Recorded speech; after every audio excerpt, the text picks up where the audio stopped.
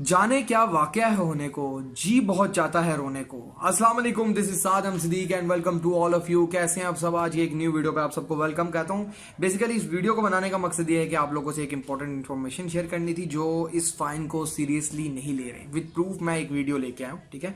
Basically हमारे neighbours हैं जिनको ये फाइन पड़ा है, ठीक है। हमारे नेबर्स कोई रात के 7-8 बजे, 3 बंदे थे वो, ठीक है, रात के 7-8 बजे बाहर निकले, बाहर किसी काम से निकले या वॉक करने निकले, ठीक है। और जब वो बाहर निकले तो सिविल वाले राइट टाइम उधर से गुजर रहे थे। उन्होंने उनको देख लिया और उन्होंने उनको पकड़ लिया और पकड़ने के बाद तीनों बंदों को 10 हजार जुर्माना कर दिया, 10,000 ईच पर्सन, ठीक है।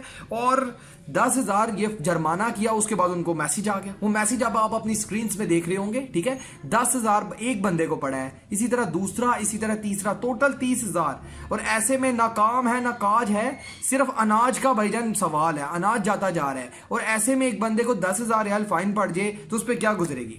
वो तो भाई पागल हो जाएगा बैठे बैठे। तो need to think about it. ये जो कुछ भी हो रहा है हमारे लिए हो रहा है, बेशक हमारी बेहतरी है, लेकिन भाई ये हमारे मुल्कों की तरह नहीं है, पाकिस्तान इंडिया की तरह कि वो छोड़ देंगे, डंडे वंडे मारेंगे, कान पकड़वाएंगे और छोड़ देंगे आपको। भाई यहाँ पे जुर्माना डालेंगे, बाद में भाई आप लॉकडाउन के बाद भी बाहर नहीं निकलना पसंद करोगे, जो आपकी कंडीशन होगी।